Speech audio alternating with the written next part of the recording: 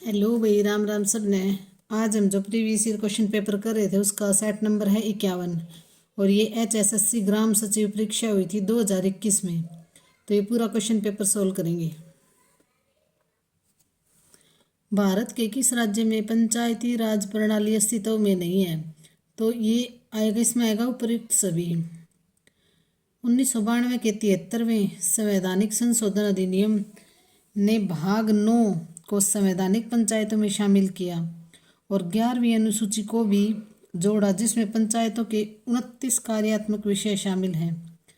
संविधान के भाग 9 में अनुच्छेद 243 से अनुच्छेद 243 ओ शामिल है।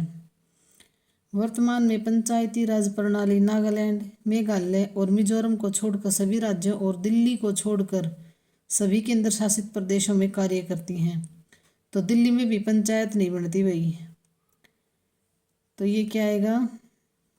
नागालैंड, मिजोरम, मेघालय उपयुक्त सभी। और दिल्ली में भी ये ग्राम पंचायत पंचायती राज प्रणाली नहीं है। पंजाब और हरियाणा उच्च न्यायालय के प्रथम मुख्य न्यायाधीश कौन थे? तो पंजाब और हरियाणा उच्च न्यायालय के प्रथम मुख्य न्यायाधीश कौन थे? न्यायमूर्ति रामलाल। ये केंद्र शासित प्रदेश चंडीगढ़ के लिए सामान्य उच्च न्यायालय है। पंजाब और हरियाणा उच्च न्यायालय को पहले लाहौर उच्च न्यायालय के रूप में जाना जाता था। तो इसको पहले लाहौर उच्च न्यायालय के रूप में जाना जाता था, जिसे 21 मार्च 1919 को स्थापित किया गया था। तो लाहौर उच्च न्यायालय को कब स्थापित किया गया था? 21 मार्च 1919 को। जस्टिस रामलाल को 15 अगस्त 1947 से 18 जनवरी 1949 तक पंजाब और हरियाणा उच्च न्यायालय के पहले मुख्य न्यायाधीश थे। तो कौन थे? न्यायमूर्ति रामलाल पंजाब और हरियाणा उच्च न्यायालय के मुख्य न्यायाधीश थे। हरियाणा पंचायती राज अधिनियम 1994 से सही उत्तर पहचानिए। तो ये क्या होगा? धारा 212 राज्य चुनाव आयोग के निर्माण से संबंधित है। तो 212 क्या है? राज्य चुनाव आयोग के निर्माण से संबंधित है। हरियाणा पंचायती राज अधिनियम 1994 की धारा 212 राज्य निर्वाचन आयोग से संबंधित है। तो किससे संबंधित है? राज्य निर्वाचन आयोग से। हरियाणा पंचायती राज अधिनियम 1994 की धारा 211 में राज्य को आम चुनाव करवाने का अधिकार है।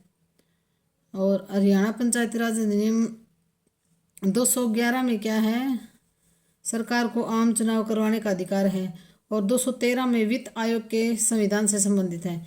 और 213 वित्त आयोग से संबंधित है। हरियाणा पंचायती राज अधिनियम और 214 जिला योजना आयोग से संबंधित है। तो देखो भाई, इसमें हरियाणा पंचायती राज अधिनियम 1994 212 राज्य चुनाव आयोग के निर्माण से संबंधित है। तो 212 किससे है? राज्य चुनाव आयोग से। और 213 वित्त आयोग से। 213 किससे है? वित्त से, वित्त आयोग से। और 211 किससे है? आम चुनाव करवाने का अधिकार है। 211 आम चुनाव करवाने का अधिकार है। और 214 है जिला योजना समिति से संबंधित है। 214 है जिला योजना समिति से संबंधित है। निम्नलिखित में से कौन सा गैर वोलेटाइल मेमोरी का एक उदाहरण है? तो गैर वोलेटाइल मेमोरी का एक उदाहरण क्या है? Read only memory, ROM। तो क्या है? Read only memory. हरियाणा में HLRDC का मतलब है। तो हरियाणा में HLRDC का क्या मतलब है? तो ये है Haryana land reclamation and development corporation. तो ये क्या है? Haryana land reclamation and development corporation. और ये हरियाणा भूमि सुधार और विकास निगम है। क्या है ये? हरियाणा भूमि सुधार और विकास निगम है। और इसका मुख्यालय कहाँ है? पंचकुला में। इसका मुख्यालय कहाँ है भाई? पंचकुला में। 2010 में राष्ट्रीय पंचायती राज दिवस का उद्घाटन किसने किया था? तो इसने किसने किया था? मनमोहन सिंह ने। 24 अप्रैल 2010 को पहला राष्ट्रीय पंचायत राज दिवस घोषित किया गया था, और ये 24 अप्रैल 2010 को। और इसका उद्घाटन किसने किया था? मनमोहन सिंह जी ने। हरियाणा में सबसे अधिक साक्षरता वाला जिला कौन सा है? तो हरियाणा में सबसे अधिक साक्षरता वाला जिला कौन सा है? गुड़गांव, 84.7% है।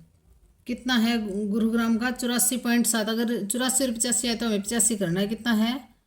84.7%। और सबसे कम किसका है? मेवात का है। महात्मा गांधी ने अपनी प्रसिद्ध दांडी यात्रा डैश को आरंभ की थी, तो ये कब आरंभ की थी?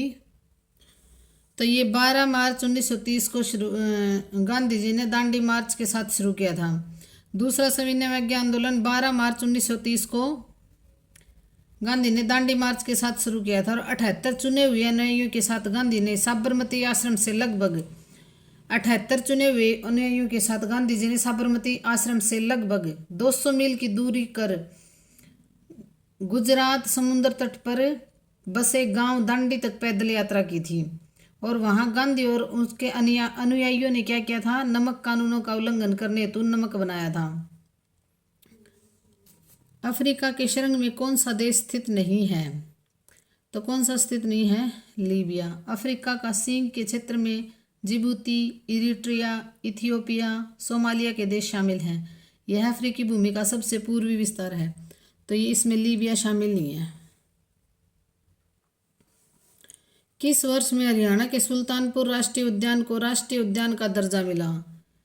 तो किस वर्ष? 1991 में। सुल्तानपुर राष्ट्रीय उद्यान और पक्षी अभ्यारण्य हरियाणा के गुरुग्राम जिले में स्थित है।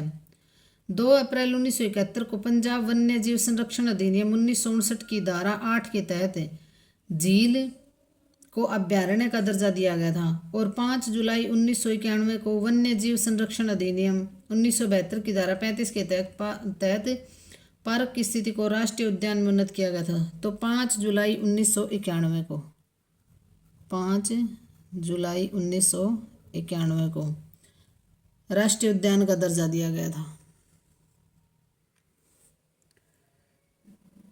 तिरिया के मजमूम डैश द्वारा लिखा गया था, तो ये किसने लिखी थी? ख्वाजा अल्ताफ हुसैन अली ने। ख्वाजा अल्ताफ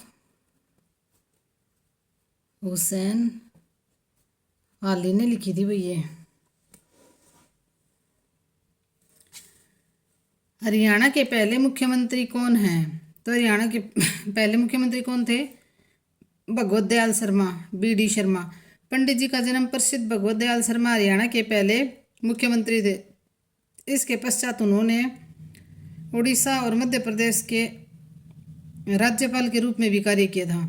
तो देखो भाई, BD शर्मा हरियाणा के मुख्यमंत्री थे पहले, और उसके बाद में उसने उड़ीसा और मध्य प्रदेश के राज्यपाल के रूप में कार्य किया था। और वर्तमान में कौन है हमारे मुख्यमंत्री? नायब सिंह सैनी। हरियाणा में पहली बार राष्ट्रीय दिवस मनाया गया था, तो राष्ट्रीय दिवस कब मनाया गया था? 21 नवंबर 1967 को। विधायकों द्वारा पार्टियों के बार बार बदलने से सरकारों का त्वरित पतन हुआ और 2 नवंबर 1967 को राष्ट्रपति शासन लगाया गया। यह दूसरे मुख्यमंत्री राव वीरेंद्र सिंह के कार्यकाल के दौरान आयोजित किया गया था, जो 24 मार्च 1967 को शुरू हुआ था। तो राष्ट्रपति शासन, पहली बार राष्ट्रपति शासन आएगा भैया। राष्ट्रपति शासन, राष्ट्रपति शासन तो कब लगाया गया था? ये लगाया गया था 21 नवंबर 1967 को। 21 नवंबर 1967 को पहली बार राष्ट्रपति शासन लगा था हरियाणा में। निम्नलिखित में से कौन सी प्रणाली प्रत्यक्ष निर्वाचन के आधार पर स्थापित की जाती है? तो कौन सी प्रणाली है? ग्राम पंचायत। ग्राम सभा द्वारा केवल ग्राम पंचायत के सदस्यों का ही चुनाव किया जाता है। ग्राम सभा ग्राम पंचायत के सामान्य निकाय के रूप में कार्य करती है। पंचायत समिति ग्राम पंचायत के ऊपर और जिला परिषद के तहत दूसरी श्रेणी में है। तो इसका क्या आएगा भाई? देखो, इसका आएगा ग्राम पंचायत। हरियाणा में अंतर्राष्ट्रीय बागवानी बाजार डैश में स्थापित किए जाने की योजना है। तो ये किसमें, सोनीपत। हरियाणा राज्य कृषि विपणन बोर्ड लगभग 1500 करोड़ रुपए की लागत से सोनीपत जिले के गन्नौर में लगभग, तो सोनीपत के गन्नौर में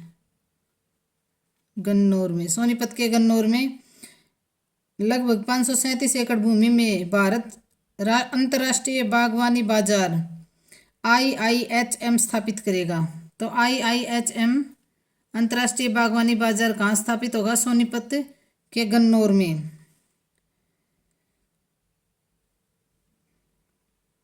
इसमें ना किसानों को अंतर्राष्ट्रीय स्तर की सारी सुविधाएं उपलब्ध कराई जाएंगी। तो ये हरियाणा में अंतर्राष्ट्रीय बागवानी बाजार कहाँ, सोनीपत के गन्नौर में। कौन सा ब्रिटिश गवर्नर प्लासी के युद्ध के दौरान बंगाल के नवाब से लड़ा था? तो ये कौन सा था, रॉबर्ट क्लाइव। देखो भाई, प्लासी का कौन सा ब्रिटिश गवर्नर प्लासी के युद्ध के दौरान बंगाल के नवाब से लड़ा था? तो 1757 में प्लासी की लड़ाई। तो प्लासी की लड़ाई कब हुई थी, 1757 में। रॉबर्ट क्लाइव के नेतृत्व वाली ईस्ट इंडिया कंपनी और बंगाल का नवाब कौन था, सिराजुद्दौला।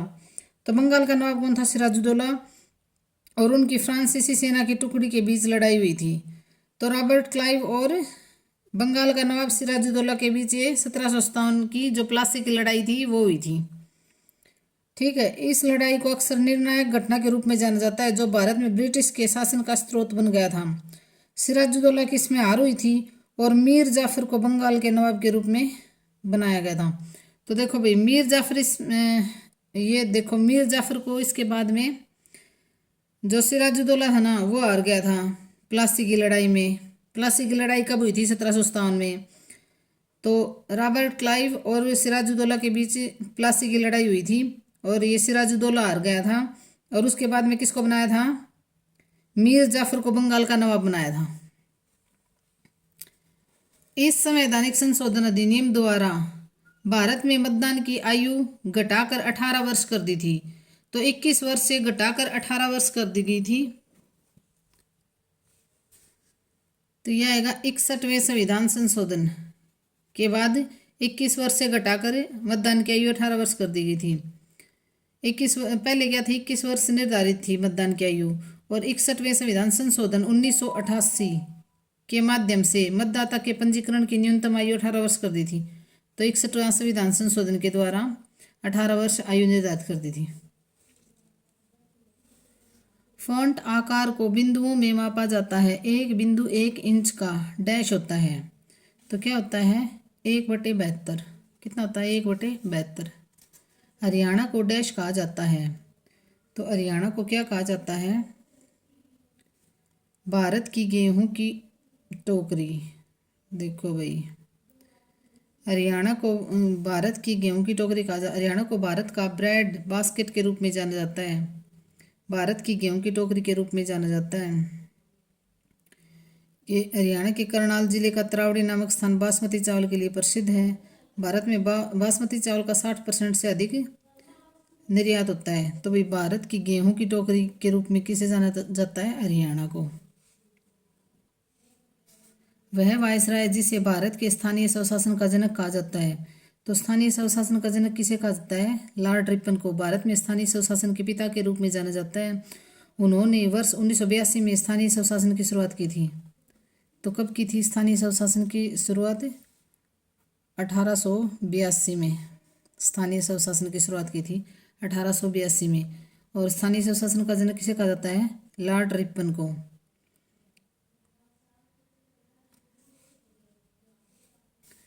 हरियाणा में डेरू क्या है, हरियाणा में डेरू क्या है, लकड़ी के खोल से बना एक यंत्र। तो डेरू क्या है, लकड़ी के खोल से बना एक यंत्र। डेरू डमरू का बड़ा संस्करण है। ये भी क्वेश्चन आ जाता है भी, डमरू किसका एक बड़ा संस्करण है, तो डेरू डमरू का एक बड़ा संस्करण है। लकड़ी के खोल से बना एक यंत्र है। तो डेरू क्या है, लकड़ी के खोल से बना एक यंत्र है जो 1 घंटे के ग्लास के आकार का ड्रम होता है जिसमें रस्सियों को एक शानदार शैली में दोनों ओर चलाया जाता है। 2 तार इसके अंत में बांधे जाते हैं और डेरू के मध्य से जुड़े होते हैं और इसके दोनों किनारों पर चमड़ा मड़ा होता है। तो डेरू क्या है, लकड़ी के खोल से बना एक यंत्र। और डेरू क्या है? डेरू डमरू का एक बड़ा संस्करण है। तो ये क्वेश्चन भी आ जाएगा, डेरू डमरू का एक बड़ा संस्करण है। डेरू क्या है? लकड़ी के खोल से बना एक यंत्र। तुषार क्या है? तो तुषार क्या है? ठंडी सतहों पर बने जो हिमांक से नीचे संघनन होने पर बनते हैं। तो तुषार क्या है? ठंडी सतहों पर पाले के रूप में जमी वह नमी जो हिमांक 0 डिग्री सेल्सियस के नीचे संघनन होने पर बनती है, तुषार कहलाता है। इसके लिए आदर्श तापमान औस के समान है, लेकिन हवा का तापमान हिमांक बिंदु से नीचे होना चाहिए। जब नमी ठोस वस्तुओं जैसे पत्थर, घास और पत्तों के ऊपर सतह पर पानी की बूंदों के रूप में जमा जाता है तो इसे ओस के रूप में जाना जाता है। इसके लिए आदर्श स्थिति साफ आकाश, शांत हवा, उच्च सापेक्ष आर्द्रता तथा ठंडी और लंबी रातें। तो ये क्या है? तुषार क्या है? ठंडी सतहों पर बने हिमांक से नीचे संघनन होने पर बनते हैं, तुषार। भारतीय संविधान के अनुच्छेद 51 के अनुसार राज्य को निम्नलिखित प्रयास करने चाहिए। तो क्या क्या प्रयास करने चाहिए भाई? देखो, अंतर्राष्ट्रीय शांति और सुरक्षा को बढ़ावा देना, ठीक है। राष्ट्रों के बीच न्याय और सम्मानजनक संबंध बनाए रखना, ये भी ठीक है। और अंतर्राष्ट्रीय कानून का सम्मान करना, तो ये सारे ये 3 ठीक है भाई इनमें से। करनाल का युद्ध देश के बीच लड़ा गया था। तो करनाल का युद्ध किसके बीच लड़ा गया था? नादिर शाह और मोहम्मद शाह के बीच। और ये 1739 में लड़ा गया था भाई, 1739 में नादिर शाह और मोहम्मद शाह के बीच। 1739 में करनाल की लड़ाई नादिर शाह और भारत के मुगल सम्राट मोहम्मद शाह की सेनाओं के बीच करनाल में हुआ था। नादिर शाह दिल्ली में 57 दिन तक रहा और वापस जाते समय वह अपार धन के साथ तख्ते ताउस, तो तख्ते ताउस कौन लेके गया था? नादिर शाह। और कोहिनूर हीरा भी लेके गया था। तो करनाल का युद्ध 1739 में हुआ था, नादिर शाह और मोहम्मद शाह के बीच में। करनाल का युद्ध कब हुआ था? 1739 में, नादिर शाह और मोहम्मद शाह के बीच। निम्नलिखित में से कौन सा एक मध्य एशिया नहीं है? कौन सा एक मध्य एशिया में नहीं है? तो ये अजरबैजान नहीं है भाई। मध्य एशिया के सतलरुद्ध देश हैं कजाकिस्तान और तुर्कमेनिस्तान। कैस्पियन सागर की सीमा है जो एक खुला समुद्र नहीं है।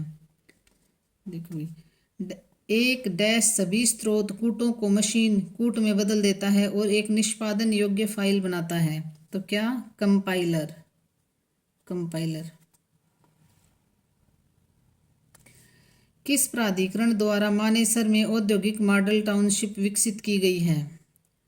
तो किस में? हरियाणा राज्य औद्योगिक विकास निगम। हरियाणा राज्य औद्योगिक विकास निगम में।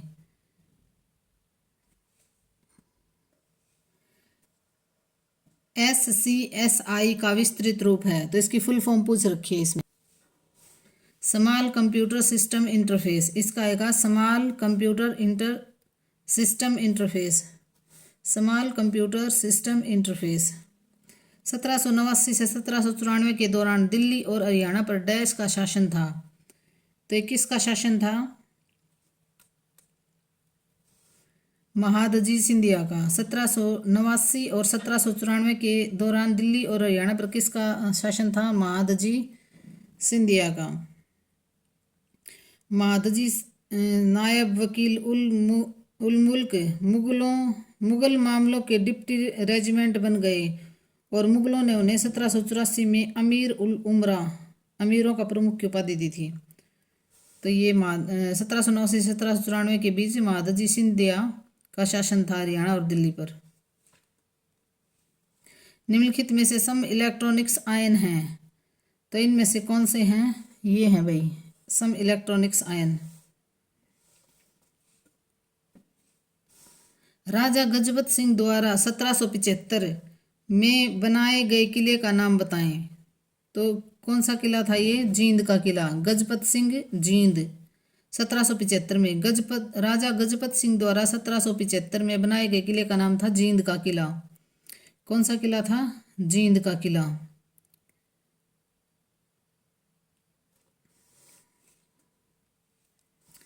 हरियाणा की विधानसभा के पहले स्पीकर कौन थे? तो हरियाणा की विधानसभा के पहले स्पीकर कौन थे?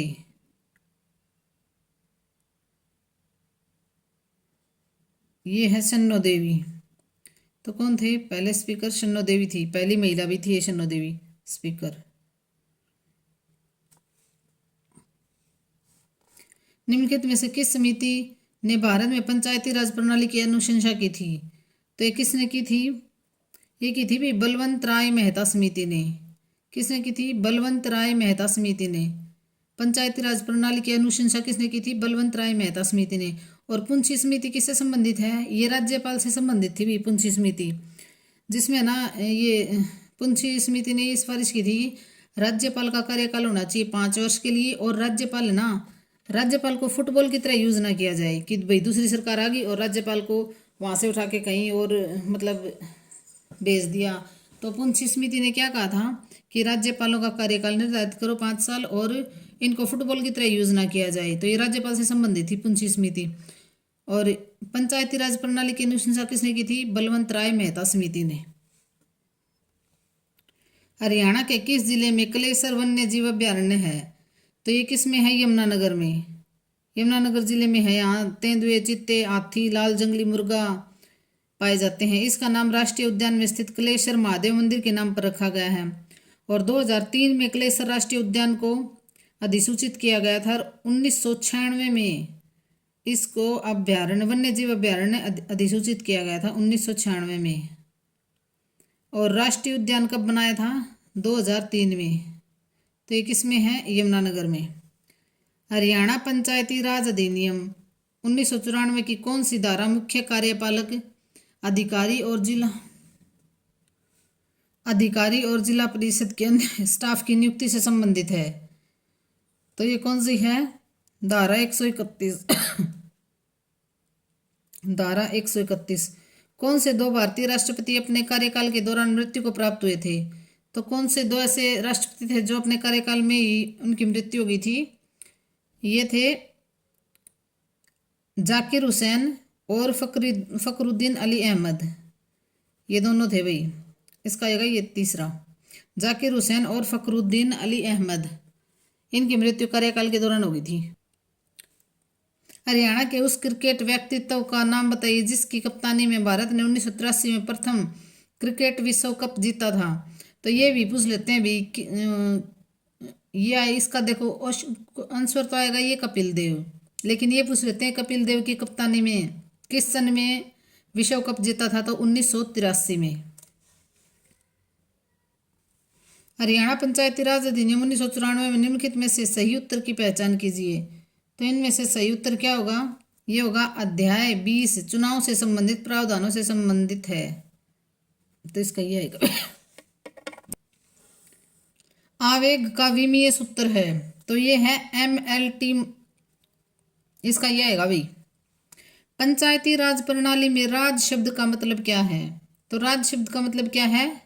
रूल। पंचायत का शाब्दिक अर्थ है स्थानीय समुदाय द्वारा चुने गए तथा स्वीकार किए गए 5 बुद्धिमान एवं सम्मानित बुजुर्गों की विधानसभा। और राज शब्द का अर्थ है नियम और पंचायत का अर्थ है सभा। तो राज का अर्थ है नियम और पंचायत का अर्थ है सभा। टोडरमल ने किस मुगल सम्राट के शासनकाल के दौरान भू राजस्व की शुरुआत की थी? तो किसके दौरान की थी? अकबर के शासनकाल में टोडरमल ने वित्त मंत्री के रूप में काम किया था। अकबर के शासनकाल में टोडरमल ने। हरियाणा के उस जिले का नाम बताइए जो प्रसिद्ध हिंदुस्तानी शास्त्रीय संगीतज्ञ पंडित जसराज का जन्म स्थान है। तो ये कौन सा है? हिसार। कौन सा है? हिसार। उनका जन्म 28 जनवरी 1930 को हरियाणा के हिसार जिले के एक गांव पीली मंडोरी में हुआ था भाई। हिसार के भी कहाँ? पीली मंडोरी में। और कब हुआ था? 28 जनवरी 1930 को। हरियाणा के राज्य विधानसभा में धन विधेयक किसकी पूर्व मंजूरी पर पेश होता है? तो किसकी पूर्व मंजूरी होती है इसमें? देखो भाई, ये राज्यपाल की पूर्व मंजूरी होती है। राज्यपाल से मंजूरी लेनी होती है। राज्य के राज्यपाल की पूर्व सिफारिश के साथ राज्य विधानमंडल में धन विधेयक पेश किया जाता है। और राज्य विधानमंडल द्वारा पारित किए जाने के बाद प्रत्येक धन विधेयक राज्यपाल को उसकी सहमति के लिए प्रस्तुत किया जाता है। और इसमें राज्यपाल के फिर साइन होते हैं। वह विधेयक के लिए एक सहमति दे सकता है और वह राष्ट्रपति के विचार के लिए विधेयक को आरक्षित भी रख सकता है। तो देखो भाई, धन विधेयक किसकी पूर्व मंजूरी लेनी आवश्यकता होती है? राज्यपाल की। आनुवंशिकता का नियम डैश द्वारा प्रतिपादित किया गया था। तो आनुवंशिकता का नियम ग्रेगर मेंडल, किसका था ये आनुवंशिकता का नियम? ग्रेगर मेंडल का था। ग्रेगर मेंडल ने मटर के पौधे पर प्रयोग किया था। और किसके पौधे पर प्रयोग किया था? मटर के पौधे पर। वंशानुक्रम मूलभूत नियमों की खोज की थी। उन्होंने कहा था कि जीन जोड़े में आते हैं और प्रत्येक माता पिता से अलग अलग इकाइयों के रूप में विरासत में मिलते हैं। मेंडल ने माता पिता के जीनों के अलगाव और संतानों में उनकी प्रभाविता या अप्रभावी लक्षणों की उपस्थिति पर भी नजर रखी थी। तो आनुवंशिकता का नियम किसने दिया था? ग्रेगर मेंडल ने। और इसने मटर के पौधे पर प्रयोग किया था। हरियाणा के पिंजौर में स्थित यादवेंद्र गार्डन के डिजाइनर कौन थे? तो कौन थे ये? नवाब फिदाई खां। कौन थे? नवाब फिदाई खां, जिसे पिंजौर गार्डन भी कहा जाता है। मुगल गार्डन वास्तुकला शैली का एक उदाहरण है, जिसे पटियाला राजवंश के सिख शासकों द्वारा पुनः निर्मित करवाया गया था। इसे हिमालय की तलहटी में औरंगजेब के शासनकाल में 17वीं शताब्दी में। तो देखो भी हरियाणा में पिंजौर में स्थित यादवेंद्र गार्डन के डिजाइनर कौन थे? नवाब फिदई खान थे। इसे पिंजौर गार्डन भी बोलते हैं, इसे मुगल गार्डन भी बोलते हैं। ताजा बना सिल्वर क्लोराइड अवशेष में उपयुक्त विद्युत अपघटय डालकर कलीलीय विलयन में बदला जा सकता है। इसे क्या कहते हैं? तो इसे कहा जाता है पेप्टीकरण। क्या कहते हैं? पेप्टीकरण। और पेप्टाइजेशन विधि द्वारा, तो इसे कहते क्या है? पेप्टीकरण। हरियाणा में दरी बनाने का केंद्र कहाँ है? तो दरी बनाने का केंद्र कहाँ है? पानीपत में। दरी, गलीचे, ये सब पानीपत में बनाए जाते हैं।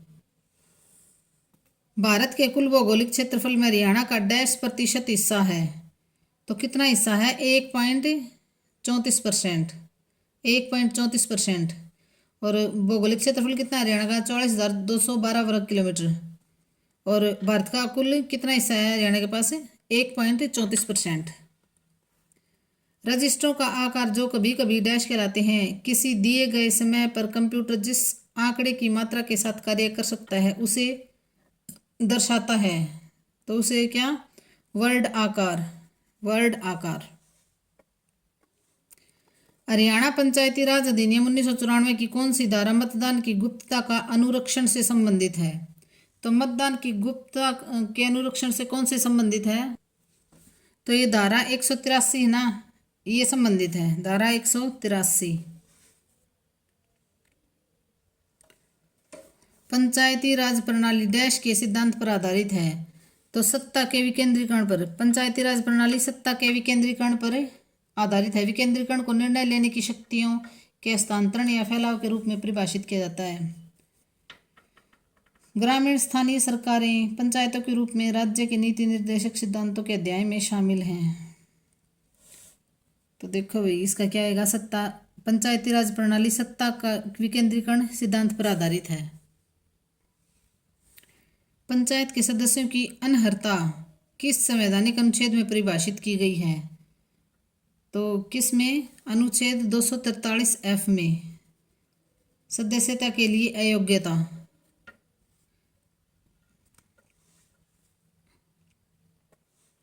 विश्व जनसंख्या दिवस कब मनाया जाता है? तो विश्व जनसंख्या दिवस मनाया जाता है 11 जुलाई को। हर साल 11 जुलाई को मनाया जाता है, जो वैश्विक जनसंख्या मुद्दों के बारे में जागरूकता बढ़ाने का प्रयास करता है। इस आयोजन की स्थापना 1989 में संयुक्त राष्ट्र विकास कार्यक्रम के द्वारा की गई थी। 1989 में इसकी शुरुआत की गई थी भाई। और विश्व जनसंख्या दिवस कब मनाया जाता है? 11 जुलाई को।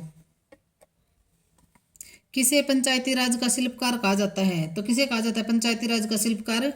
बलवंत राय मेहता को पंचायती राज के वास्तुकार के रूप में प्रसिद्ध है। 1957 के आम चुनाव के तुरंत बाद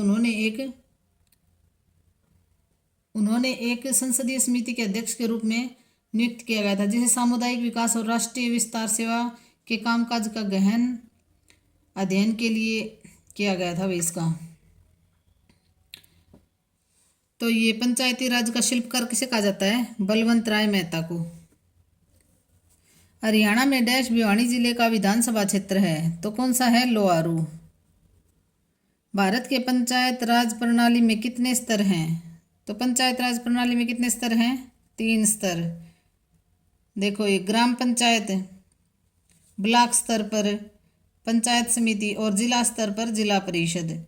देखो भाई ग्राम स्तर पर ग्राम पंचायत, ब्लॉक स्तर पर पंचायत समिति और जिला स्तर पर जिला परिषद हैं। तो कितनी हैं? 3 स्तर हैं। एक मॉनिटर का डैश प्रति सेकंड समय की वह संख्या जो इलेक्ट्रॉन गन स्क्रीन पर प्रत्येक पिक्सेल को स्कैन कर सके। तो इसका क्या आएगा? रिफ्रेश दर। क्या आएगा? रिफ्रेश दर। उस जिले का नाम बताइए जो हरियाणा में लौह नलिकाओं का सबसे बड़ा उत्पादक है। तो कौन सा है? हिसार है। 1354 में हिसार फिरोजा के रूप में फिरोज शाह तुगलक ने हिसार की स्थापना की थी। लौह नलिकाओं के मतलब स्टील सिटी, मैग्नेट सिटी, ये लौह नलिका लिख दिया भाई। इंग्लिश में पढ़ोगे तो ये आपको समझ में आएगा, नहीं समझ में नहीं आएगा। तो ये क्या है? हिसार।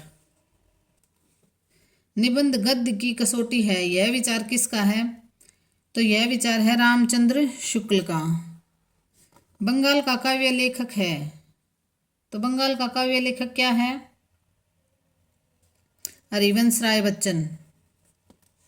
क्या है? हरिवंश राय बच्चन। इनमें से कौन प्रथम तार सप्तक के कवि हैं? तो कौन है? नेमी चंद्र जैन। नेमी चंद्र जैन। त्रिशूल उपनाम किसका है? तो त्रिशूल उपनाम किसका है? गया प्रसाद शुक्ल स्नेही का। गया प्रसाद शुक्ल स्नेही का। बर व नायिका भेद ग्रंथ के रचयिता हैं। तो ये है रहीम। कौन है? रहीम। भाव विस्तार को डैश भी कहा जाता है। तो भाव विस्तार को क्या कहा जाता है? पल्लवन। भाई हिंदी बहुत टफ दे रखी इसमें। हिंदी में वैज्ञानिक आलोचना का सूत्रपात किसने किया था? तो ये किया था आचार्य रामचंद्र शुक्ल ने। हिंदी किस परिवार की भाषा है? तो हिंदी किस परिवार की भाषा है? बहुरूपीय की। धन्यवाद भाई। लाइक शेयर और सब्सक्राइब कर दिया करो चैनल को।